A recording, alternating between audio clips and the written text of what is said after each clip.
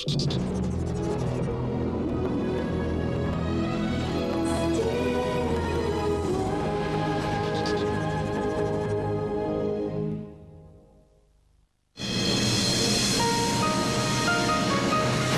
National 9 News, this is Nightline with Jim Waley. Refugee dilemma as Indonesia also shuts the door on banned freighter. Liberal Party admits a widening of the GST credit scheme, and controversial Bradman letters returned to the Don's family. Good evening. Australia is locked in a diplomatic battle tonight over the future of more than 400 boat people picked up by a Norwegian freighter and now anchored off Christmas Island. The asylum seekers were rescued from their sinking ferry, but the government is refusing the freighter entry, saying it's a matter for Indonesia and Norway to resolve. But the Indonesians are also refusing to allow the ship into its waters, while the Norwegians say Australia has a moral responsibility to accept the boat people. LAURIE Wilson has our report. The Prime Minister announced the government's tough stand after Cabinet considered legal advice on Australia's international obligations.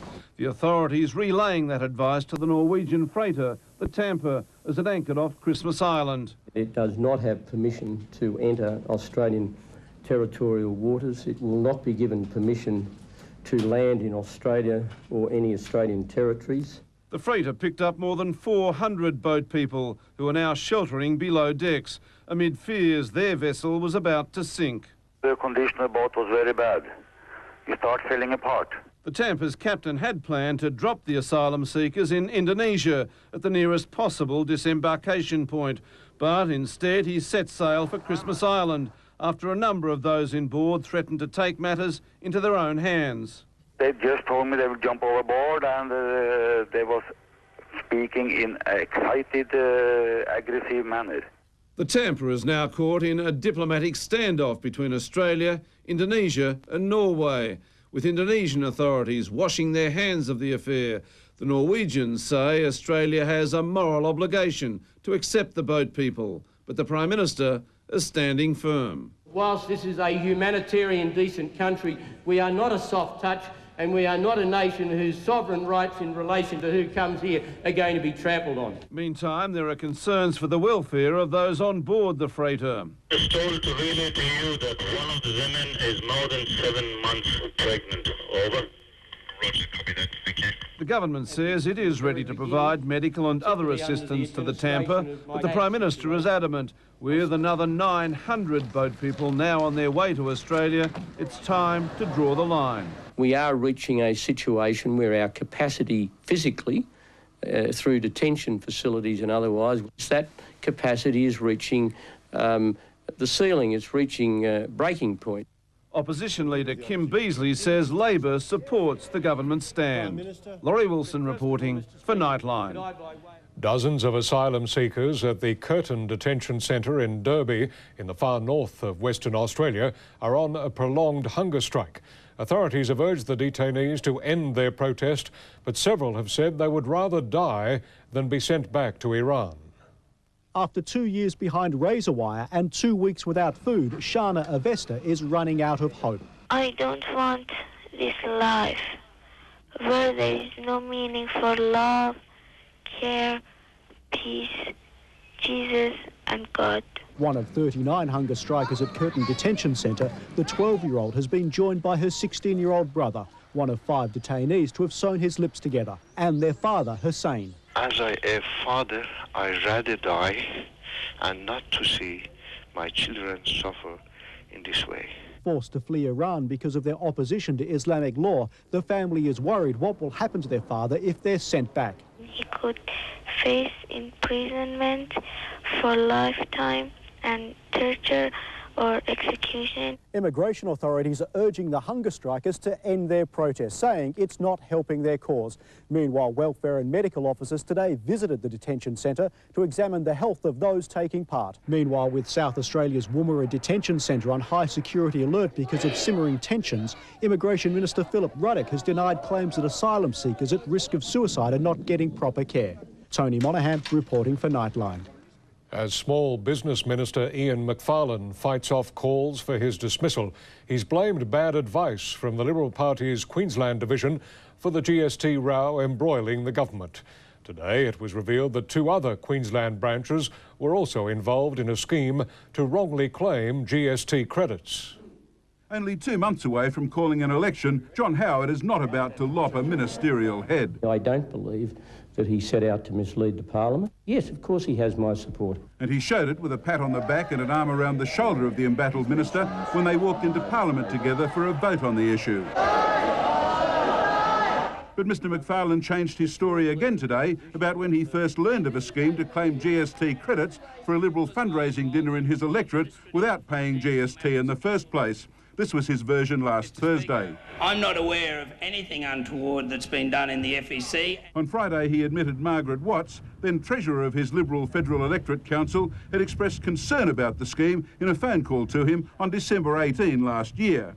I informed Mrs Watts that the FEC finances were an organisational matter. Now another change. That method was first raised with me by Neville Stewart. Mr Stewart was Vice President of the Queensland Liberal Party. Didn't you mislead the House? I did not mislead the House. You condoned the scam. You failed to act when the scam was drawn to your attention. Faced with a censure motion, the minister's defence was that he genuinely believed nothing untoward could be involved in something recommended by Queensland Liberal headquarters. It's certainly my belief that I did not have an intimate understanding of this process. You've covered up, you're caught out and you must go. And there was further embarrassment, an admission from Liberal Federal Director Linton Crosby that 2 more party branches in Queensland used the GST scheme. Laurie Oakes for Nightline. The Northern Territory's first Labor government since its Legislative Assembly was formed in 1974 is officially in power. Claire Martin was sworn in as Chief Minister today, along with her 6 cabinet colleagues. The remaining CLP members, now on the opposition benches, have voted to keep ousted Chief Minister Dennis Burke as their leader. New South Wales Premier Bob Carr has reached an agreement with the state's Chief Justice, ensuring that gang rape cases will be dealt with by the Supreme Court. The meeting was organised by Mr Carr because of community outrage over the lenient sentences handed down last week to 2 brothers who pack-raped 2 teenage girls. Today's decision means anyone charged with gang rape will be dealt with in a court usually reserved for the most serious crimes, such as murder. A person or group using the acronym of SAVE, Some Australians Value Ethics, has revealed itself as the buyer of a series of letters written by Sir Donald Bradman and sold at auction by former Australian skipper Greg Chappell. Although thousands were paid for the letters, they were today handed back to the Bradman family. Of the more than 300 gathered to celebrate the Don's birthday today, almost certainly all would have loved a letter from the great man. When Greg Chappell sold 5 pieces of correspondence from the sporting icon, the Bradman family was aghast. But they didn't know the mystery buyer had paid $19,000 with no intention of keeping them. I am honoured to be returning these letters to the Bradman Foundation. I know how important Bradman is to our sporting history. A proud 12-year-old, Tim Wilson was handpicked by the anonymous purchaser who uses the acronym SAVE, for Some Australians Value Ethics, to hand back the controversial documents. It just restored our faith in human nature. It's just a wonderful thing. We were obviously very concerned at the time of the sale of the letters. Currently opening the batting for his local side, Tim hopes this latest honour will lead to a baggy green cap like his idol. I think it'll inspire me a lot. I'm just going to keep on going and see where I get to. We kept it a secret for a while. Didn't want to worry him too much, so it was a great thrill for the whole family. Follow that Bradman example and you can't go wrong. Wayne Dyer for Nightline. A pilot who forgot to put the handbrake on has caused a series of accidents at an Adelaide airfield. The damage bill, $1.5 million. The Piper Cherokee started taxiing down the runway by itself after the pilot had hand-cranked the plane's engine. With the pilot in hot pursuit, the plane clipped 4 other aircraft before ramming into a twin-engine plane, the propeller tearing the fuselage to shreds. The damaged planes belong to the University of South Australia Flying School. This is catastrophic. The students themselves who've been here this morning are devastated. It means a setback in their flying program. 4 of the planes are expected to be written off.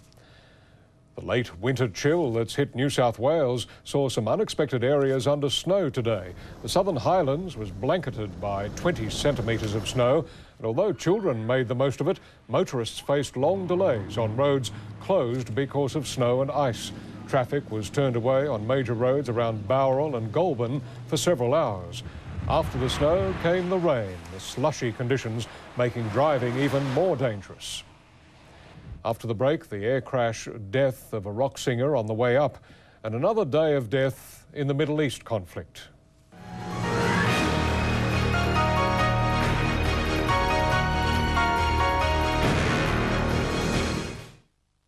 Diplomats from Australia, Germany and the United States are preparing to fly to Kabul to meet with the 8 foreign aid workers being held by Afghanistan's Taliban government. The diplomats are expecting to be allowed to visit the detainees, which include Australians Diana Thomas and Peter Bunch. The aid workers had their first outside visit in 3 weeks, when a Red Cross delegation was allowed to check on the group. We could see them, we could talk to them privately, so with no witness, no people listening. And we could also bring some messages written by some of the families. The Red Cross has refused to relay what they said, fearing it might complicate the inquiry by the Taliban regime, which has accused the group of promoting Christianity. Rockets and bullets remain the only form of negotiation in the Middle East. In the latest incident, the Popular Front for the Liberation of Palestine claims its leader has been killed in an Israeli missile attack on the faction's headquarters in the West Bank town of Ramallah. The reported killing comes at the end of another spate of attack and counterattack. Israel lashed out at Palestinian positions overnight. Its warplanes fired American-made missiles at targets on the ground, while tanks blasted away with shells. Palestinian leader Yasser Arafat was in the Gaza Strip today to survey the wreckage, the remains of a security building, one of 3 pulverized overnight by Israeli forces. I saw with my own eyes the barbaric, aggressive, painful attack against our homes and our positions, he says. But he says the mountain will not be shaken by the wind. Israel says the strike was in retaliation for a bold weekend raid on one of its outposts in Gaza. 2 Palestinians attacked with automatic weapons and grenades, killing 3 Israeli soldiers and wounding several others. The Palestinians were later shot dead. One of the 2 Palestinians made this recorded statement before the raid. He says this is to respond to all the aggressive attacks of the Israeli army against our Palestinian people. Today there were funerals for one of the soldiers and 2 Jewish settlers, also killed this weekend in a separate shooting. The Israeli government says it holds Yasser Arafat responsible for the attacks. Rising American singer and actress Aaliyah has been killed with at least 7 other people in a light plane crash in the Bahamas. The 22-year-old R&B star was to come to Sydney to appear in a sequel of the cult movie Matrix. Aaliyah, executives from Virgin Records and a film crew were flying out of the Bahamas after making a music video. Their twin-engine Cessna split in half when it came down not far from the airport. Although only 22, she was already a seasoned star. She's been topping the charts since her first album was released when she was just 15. Since I was little, I started in singing, I did acting, I danced, I did plays. She had a true show business pedigree. Her auntie was singer Gladys Knight. With a Grammy nomination, a handful of movie offers and an ever-growing following, Aaliyah, they say, was poised for superstardom. And part of that big future was making movies in Australia. After starring in the kung fu hit Romeo Must Die, she then travelled to Melbourne to shoot The Queen of the Damned. It's due for release in the new year. And Aaliyah was about to head to Australia again after being picked to star in the sequel to The Matrix. In Los Angeles, Robert Penfold reporting for Nightline. The Navy has embarked on a mission to identify an unknown sailor buried on Christmas Island off Australia's northwest. The grave has hidden its secret for almost 60 years and may yet hold some clues to the mysterious loss of HMAS Sydney during the Second World War. It's a military mission with a difference. A naval team sent to dig in the old European cemetery on Christmas Island in a bid to find the remains of an unknown sailor who may have served on HMAS Sydney, which was sunk during battle in November 1941. It's a direct result of the parliamentary inquiry into the loss of HMAS Sydney. It's long been thought the ship's entire crew of 645 perished after a confrontation with the German raider Cormoran, but 3 months later the body of a sailor was discovered in a raft just off the island, locals noting he had a perfect set of teeth. That fact has heightened the hopes of Melbourne man Ted McGowan. His 21-year-old brother Tom served on Sydney. He also had impeccable teeth. I can't say with certainty that they belong to Tom, but I believe that the odds are reasonably short. If the remains do belong to Tom McGowan, his brother believes they should be buried alongside his parents in the Goulburn Valley. Alan Ruskell for Nightline. In England, an appeal has been launched to help restore an unusual war memorial. During the First World War, British and Australian troops carved their regimental insignias into the hills of Wiltshire as they prepared to leave for the Western Front. Those emblems are now in desperate need of restoration.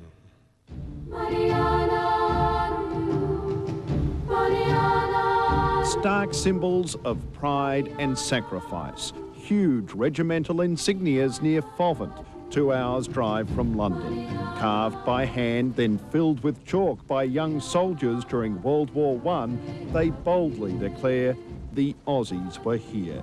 Now decaying, they desperately need restoration. In 1916, these fields were a sea of tents and huts, a transition camp for 40,000 British and Australian troops on their way to the bloody trenches of France. The diggers at Fovant knew they were heading to a living hell, so spurred on by regimental rivalry, they made memorials to themselves before they left. 12 were made in all, from the Aussies, 2, the famous Rising Sun Australian Army badge and a map, both more than 40 metres long and 60 metres high. Former British Army engineer and Fovant local Tony Pinder and Australian Army Major Rob Crawford, based at the nearby Royal Artillery School, head the committee dedicated to saving what they describe as military engineering marvels. They did it before breakfast, at 4 in the morning. They used to come up here and work on their badges. Huge blocks of chalk hauled by hand, all for the sake of the Rising Sun badge. And sadly, that same symbol adorns so many gravestones at the local cemetery. Does this reinforce the need for restoring the badges? It does. This is very much the human side or the human element of those young Australians who didn't get to go home. There is an annual weeding program, but the slopes here are now slipping, threatening to engulf the badges. 4, including the map of Australia, are beyond repair and will eventually just disappear. But locals want to raise $600,000 to recarve the other 8, including the Rising Sun, and replace the chalk in them. It's very labour intensive, and we're talking about moving 25 or 75 tonnes of chalk in and out. We very much hope that the Australian government will feel fit to give us a small donation towards part of the cost of restoring their badge.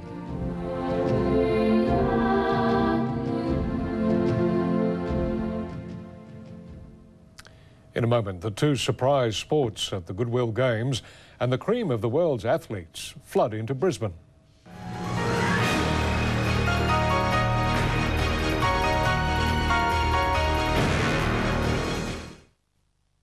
Australia's swim team has arrived in Brisbane for the Goodwill Games and they wasted no time getting into the pool. After a long and gruelling season, there was a certain reluctance to tip any flood of world records. But with $100,000 bonuses in the offing, there's no doubt they'll be giving it their best. Also arriving, Dutch swimmers Inge de Bruin and Peter van den Hoekenband, both saying they're happy to be back in Australia. Tomorrow's opening of the Games heralds the start of 12 days of competition involving more than 1,300 of the world's top athletes.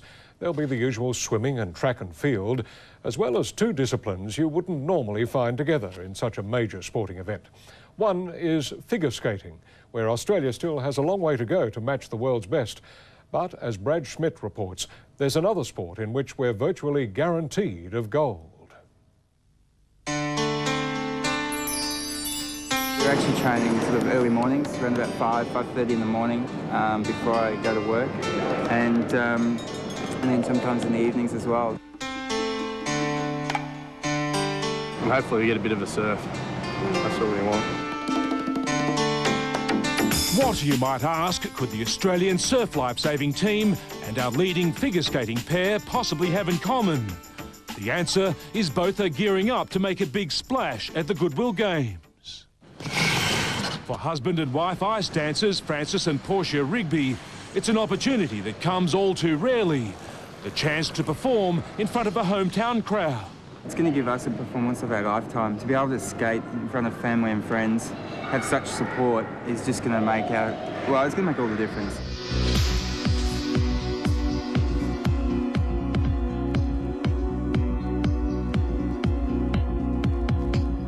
For the last 4 months, every morning and most nights, they've been rehearsing the routine they'll use against the top 7 figure skating pairs in the world. The Brisbane couple finished 32nd in this year's World Championships in Canada and are realistic about their chances. But winning, they say, is not their priority. I think ultimately we still don't look at that as one of our goals. We look at, I suppose, the response we get from the crowd. In Canada, there was about 18,000 people watching us, and I should imagine there's going to be a big crowd here. And it's the feedback we get from the crowd that makes us keep The more going. they respond, the better you feel, and the less nervous you are, and the more you can perform to the crowd. It's the first senior international figure skating competition ever held in Australia, and the likes of 4-time world champion Michelle Kwan will be in Brisbane, lured by over $1 million in prize money. They've even shipped in a portable ice rink from America, which will be installed in Brisbane's entertainment centre immediately after tomorrow night's opening gala. We've never had the calibre of skater that we're going to see in this event, with current and former world champions all competing and vying to be the winners. But if Australians aren't used to seeing world-class figure skaters in action, what will the rest of the world make of this? Big one. Oh, what about that one? If I go crazy, then will you still call me Superman? If I'm alive and well, will you be there holding my... The Goodwill Games marks the first time lifesaving has been included in a major international multi-sport event. Some might say a curious choice. The Queensland government got to nominate one, and they nominated surf lifesaving. Certainly the Australians are itching to prove their dominance against teams from South Africa, New Zealand, Spain, Britain, France, Canada and the United States. It's just really exciting, and I only found out about it last year, and I've sort of been looking towards it as a goal since then. I keep pinching myself every day, but when I go to training, just to imagine being involved with the swimmers and the athletics, and it's pretty much like a mini Olympics to us. If not the Olympics, KARLA, GILBERT and Mark Williams hope they'll one day find themselves competing in the Commonwealth Games. In the meantime, Kurrawa Beach is expected to give the Australians another advantage, being the home of our national surf lifesaving titles. On their home beach in front of a home crowd, there's little doubt the Australians go into the Games as unbackable favourites. So, in the spirit of goodwill, the Queensland Surf Lifesaving Association has offered to level the playing field by giving the visiting teams some training tips. Bit of an interesting ploy. I think our competitors are asking, what are we doing? Oh, have they? Yeah. Oh, okay, I'm not too sure about that one. Australia has been beaten once in the surf by New Zealand, and there's a feeling never give a rival an inch. Well, I think we'll give them a few training tips afterwards, but... Brad SCHMITT for Nightline. And still to come on Nightline, the finance and weather, and in sport, rugby league, AFL and Test cricket, and an Australian surfing victory in France.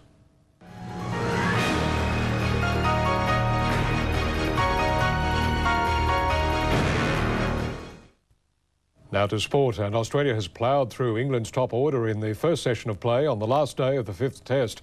England resumed at 1 for 40 before the rot set in, the home side fast losing its battle to dig in for a draw to be 6 for 118 at lunch.